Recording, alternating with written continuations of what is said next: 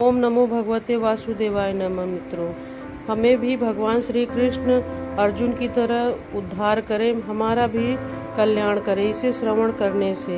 गीता के ज्ञान प्रथम ज्ञान का कथा आरंभ। जब कौरव पांडव महाभारत के युद्ध को चले गए तब राजा धृतराष्ट्र ने कहा, मैं भी युद्ध को देखने चलूंगा।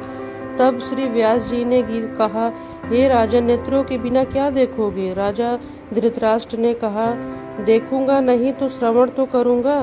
तब व्यास जी ने कहा, हे अर्जुन, तुम्हारा सारथी संजय जो कुछ महाभारत के युद्ध की लीला कुरुक्षेत्र में होगी सो यहाँ बैठकर ही श्रवण करवाएगा। व्यास जी के मुख से यह वचन सुन संजय ने विनती करी, हे प्रभु, यहाँ हस्तिनापुर में बैठ के कुरुक्षेत्र की लीला कैसे जानूंगा? तब राजा को किस भांति कहूंगा? तब व्यास जी ने कहा, हे संजय, यह वचन कहा, संजय सुनो, मेरी कृपा से तुझे यहाँ ही सब दिखाई देगा। व्यास जी ने इतना कहते हुए संजय की दिव्य दृष्टि हो गई। अब आगे महाभारत का कौतुक कहते हैं, सो सुनो। 7 अक्षणीय सेना पांडवों की सेना कौरवों की, यह दोनों सेनाएं कुरुक्षेत्र में जब एकत्रित हुई तो धृतराष्ट्र ने पूछा, हे संजय, धर्म के क्षेत्र में कुरुक्षेत्र में युद्ध की इच्छा से एकत्र हुए मेरे और पांडु के पुत्रों ने क्या किया? संजय ने कहा, पांडवों की सेना को व्यूहित देखकर दुर्योधन आचार्य द्रोण के समीप जाकर कहने लगे, हे आचार्य, देखिए, आपके शिष्य बुद्धिमान द्रुपद पुत्र के पांडव की बड़ी सेना की कैसे व्यूह रचना की है। इस सेना में अर्जुन, भीम जैसे बड़े बड़े धनुर्धारी वीर, विराट महारथी, द्रुपद, धृष्टकेतु, चेकितान, बलवान, काशीराज, पुरुजित, कुंती भोज, नरों में श्रेष्ठ शैव्य, पराक्रमी युधामन्यु, बलवान उत्तमौजा, अभिमन्यु, द्रौपदी के पुत्र सबके सब महारथी हैं। हे ब्राह्मण श्रेष्ठ, आपके स्मरणार्थ अब मैं अपनी सेना के प्रधान सेनापतियों के नाम बताता हूँ। आप भीष्म, पितामह, कर्ण, युद्ध विजयी कृपाचार्य, अश्वत्थामा, विकर्ण, सोमदत्त का पुत्र भूरिश्रवा और बहुत से शूरवीर मेरे लिए प्राण तक देने के लिए तैयार हैं। ये लोग शस्त्र चलाने में अति निपुण हैं। हमारी सेना जिसके भीष्म रक्षक हैं के पास अपरिमित बल है और उनकी सेना जिसके भीम रक्षक है थोड़ा बल है। अब आप सब अपने अपने मोर्चों पर सावधान रहकर सेनापति की रक्षा कीजिए। भीष्म पितामह ने दुर्योधन को प्रसन्न करने के लिए शंख बजाया। फिर वहां चारों ओर शंख, नगाड़े, ढोल, गौमुखा आदि बाजे बजने लगे, जिनका बड़ा भयंकर शब्द हुआ, जिसके अनंतर श्री कृष्ण और पांडव अर्जुन ने दिव्य शंखों को बजाया। श्री कृष्ण ने पांचजन्य और अर्जुन ने भी सोमदत्त, देवदत्त नामक शंख को बजाया।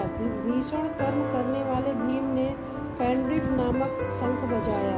कुंती पुत्र राजा युधिष्ठिर ने अनंत, विजय नकुल ने सुघोष और सहदेव ने मणिपुष्पक और धनुधर काशीराज ने शिखंडी, धृष्टद्युम्न ने विराट, अपराजिता सात्यकी, राजा द्रुपद और द्रौपदी के 5 पुत्रों और महाबाहु अभिमन्यु, इन सब वीरों ने अपने शंख को बजाया।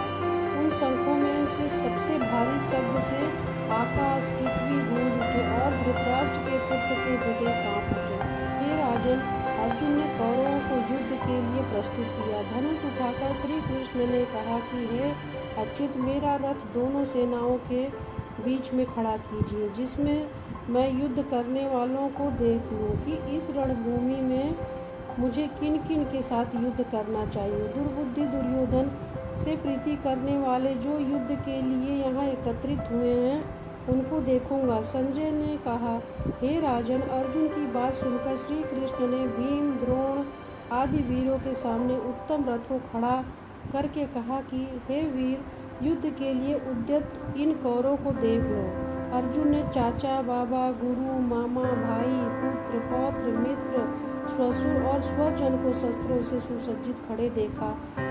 उसने इन दोनों सेनाओं में अपने ही सब बांधवों को देखकर परम दयार्द होते हुए ये वचन कहे कि हे कृष्ण, युद्ध की इच्छा से आए हुए इन अपने बंधु बांधवों को देखकर मेरे अंग ढीले हो जाते हैं, मुंह सूखा जा रहा है, मेरा शरीर विकल हो रहा है, गांडीव हाथ में गिरा जाता है। हे केशव, मुझ में यहाँ खड़े रहने की सामर्थ्य नहीं है और ये सब लक्षण मैं उल्टे देख रहा हूँ और संग्राम में अपने स्वजन का वध करके कोई लाभ नहीं होगा।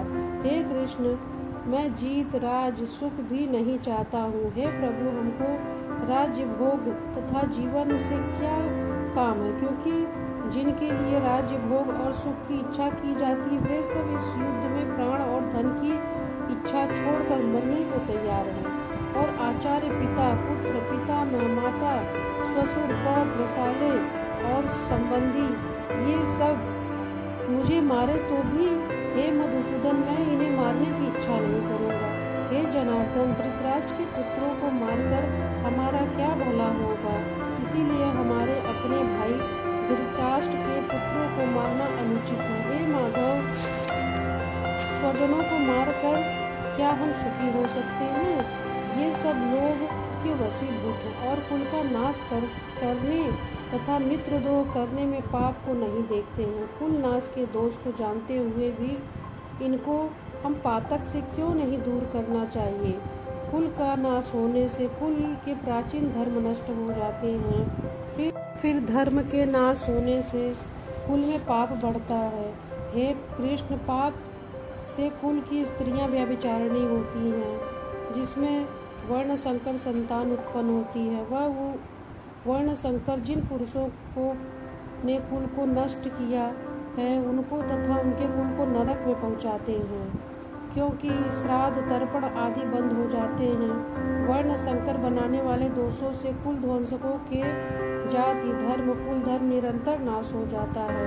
हे जनार्दन, मैं बारंबार सुना है कि कुल धर्म नष्ट होने से निश्चय नरक का वास होता है। हाय, हम बड़ा पातक करने को तैयार हैं, जो राज्य के लोभ से स्वजनों को मारने की कोशिश कर रहे हैं, शास्त्रों को धारण किए हुए हैं। धृतराष्ट्र के पुत्र यदि मुझ शस्त्र रहित और उपायहीन रण में वध कर डाले तो मेरा बहुत कल्याण हो। संजय ने कहा, हे राजन, यह कहकर दुखित होकर अर्जुन ने धनुष बाण फेंक दिया और रथ के पीछे भाग में जा बैठे। तो इसमें मित्रों यही बताया गया है कि कलयुग में भी हमारे जीवन में ऐसी परिस्थितियां बन जाती हैं जहां पर परिवार में कलह क्लेश होता है, एक पक्ष थोड़ा नर्म होता है, दूसरा पक्ष अति क्रूर हो जाता है। तो मित्रों, गीता का प्रथम अध्याय भगवान कृष्ण ने अर्जुन को यही बताया कि अपने अधिकार के लिए हमें अवश्य लड़ना पड़ेगा। जीवन